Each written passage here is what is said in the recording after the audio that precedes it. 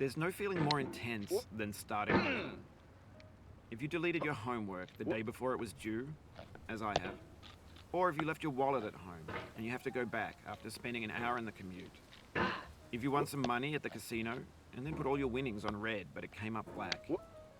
If you got your best shirt dry cleaned before a wedding and then immediately dropped food on it. If you won an argument with a friend and then later discovered that they just returned to their original view.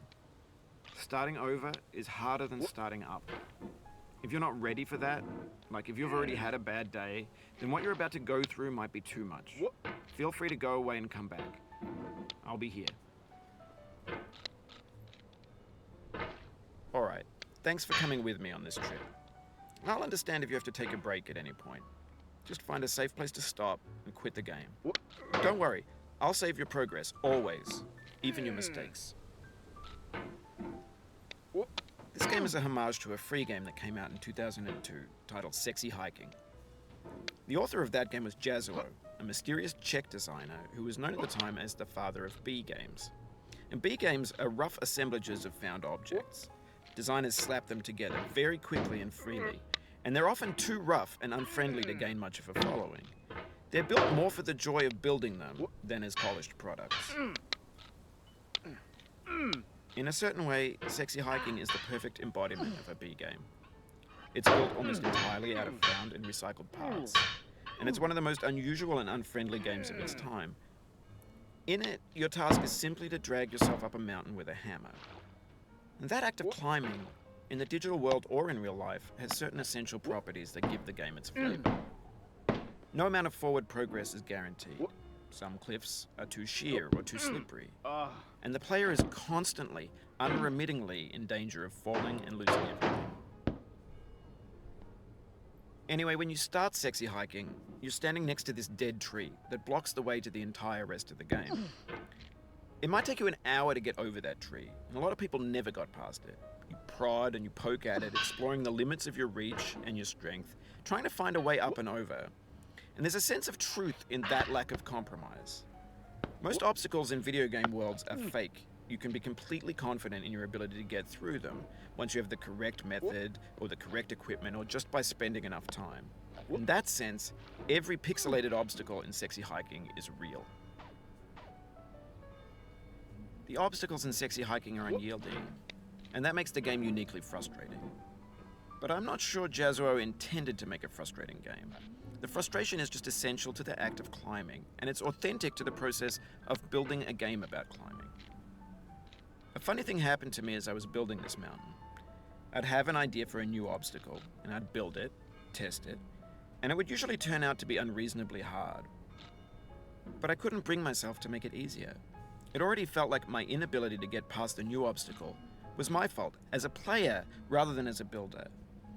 Imaginary mountains build themselves from our efforts to climb them, and it's our repeated attempts to reach the summit that turns those mountains into something real.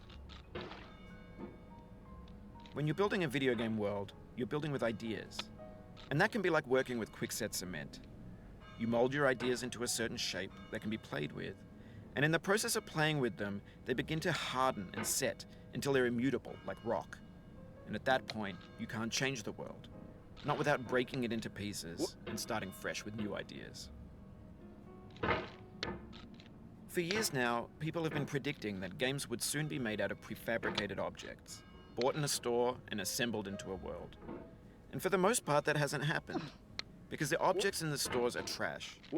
I don't mean they look bad or that they're badly made, although a lot of them are. I mean they're trash in the way that food becomes trash as soon as you put it in the sink.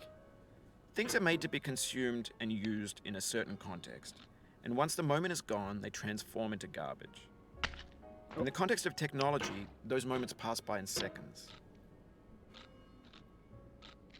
Over time, we've poured more and more refuse into this vast digital landfill that we call the internet. It now vastly outnumbers and outweighs the things that are fresh and untainted and unused. When everything around us is cultural trash, trash becomes the new medium, the lingua franca of the digital age. And you can build culture out of trash. But only trash culture. B games, B movies, B music, B philosophy. Maybe this is what digital culture is. A monstrous mountain of trash, the ash heap of creativity's fountain.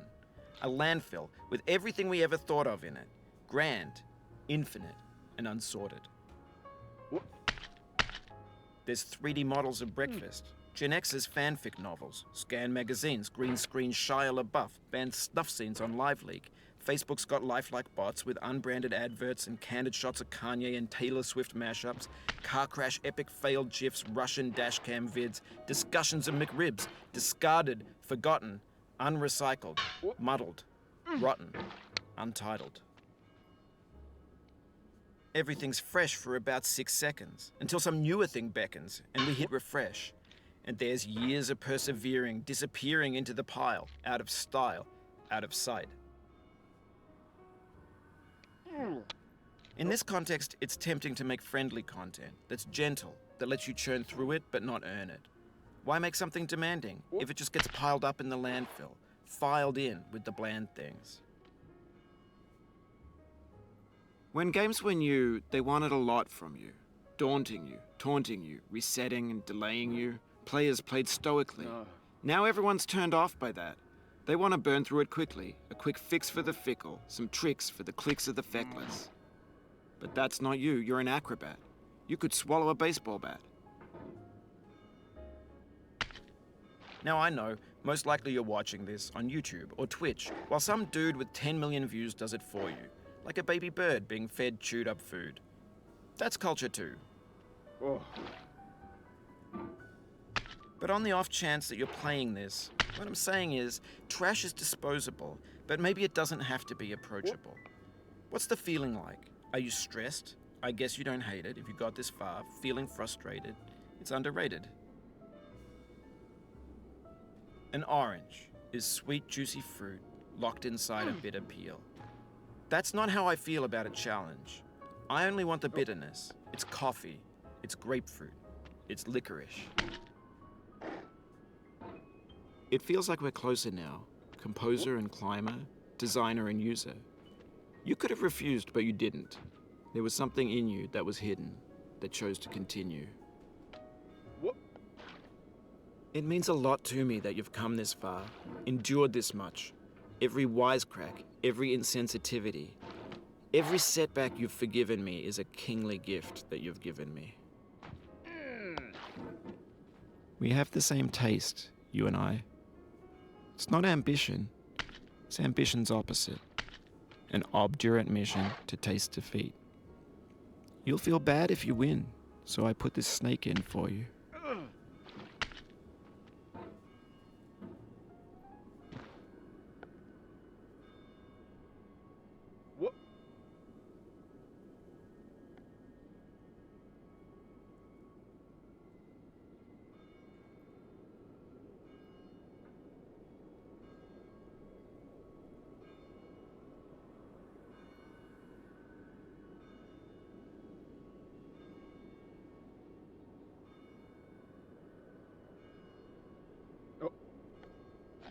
No.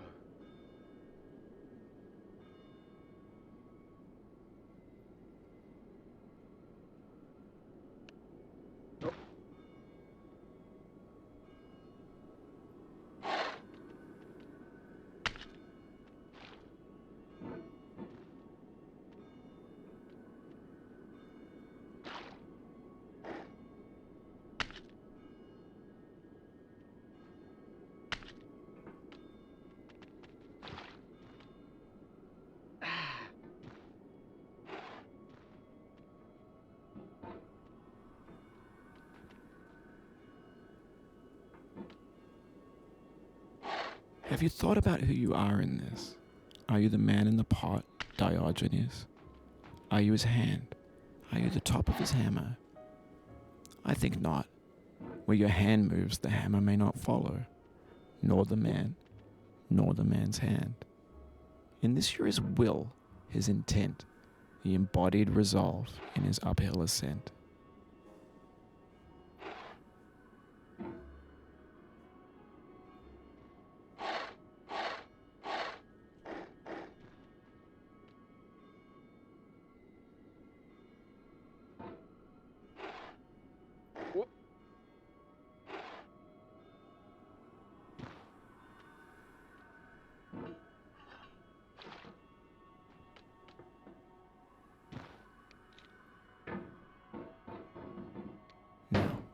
you've conquered the ice cliff, the platforms, the church and the rectory, the living room and the factory, the playground, the construction site, the granite rocks and the lakeside.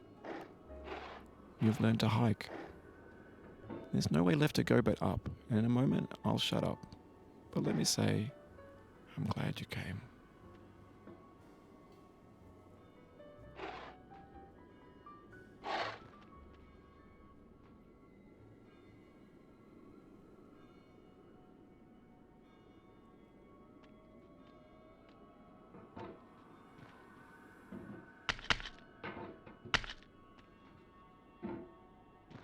What?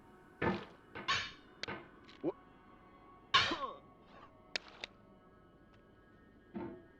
Ah.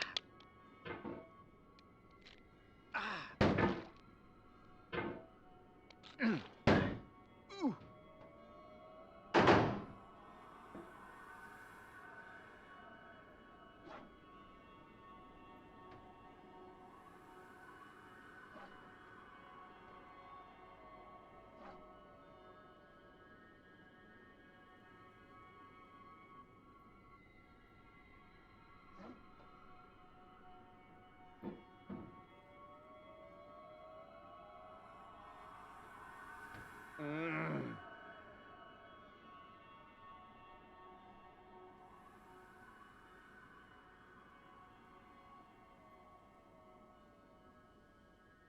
I dedicate this game to you, the one who came this far.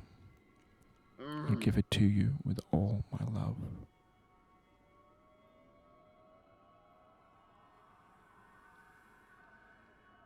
What?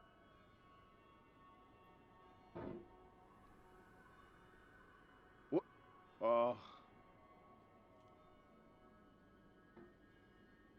What? No.